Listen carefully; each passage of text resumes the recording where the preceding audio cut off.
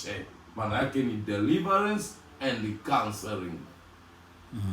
Kwa hiyo sasa ni vizuri kama unalo jambo. Kuna wengine huwa tunawataja, mfano unakumbuka kule sehemu moja hivi nilimuinua yule katibu wangu wa kanisa, yes, ambaye shetani alikuwa amemfunga kwenye vifungo vya ulevi, yes, na akamfukuzisha kazi, na wakawa wametangaza kumnyonga, akauza mali zake zote. Lakini tulipoomba, Roho Mtakatifu akamfungua vifungo vyote, kamrudisha kazini, kamrudisha na nyumba yake, na mpaka saa akapandishwa cheo, ni afisa utumishi. Yule bwana, Roho Mtakatifu aliniruhusu nishuhudie kwa kupitia ushuhuda wa maisha yake.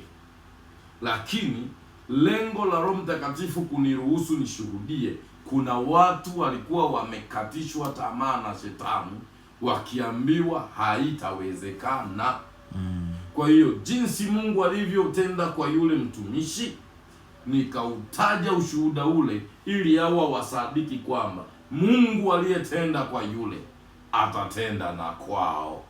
Hiyo ndiyo nayo inaitwa ushuhuda wa kazi za Roho Mtakatifu kwa watu. Lakini for automatical and the reality of Holy Spirit, huwa hana tabia ya kudhalilisha watu. Yeye ni roho mwenye rehema na neema. Tumtumieni kwa utaratibu wake, tutafurahia nguvu zake. Asante sana.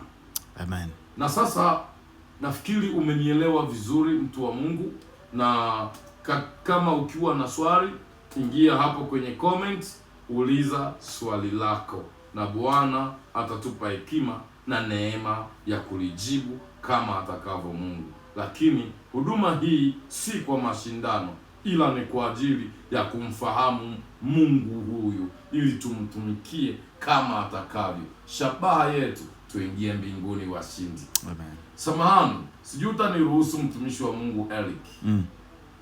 Kuna mtu mmoja Roho Mtakatifu ananisukuma nimtaje kwa jina. Huyu mtu Mungu amempa huduma kubwa sana. Anaitwa Mbarikiwa Mwakipesile. Unaona? Naomba nimtaje. Huwa sitaji watu.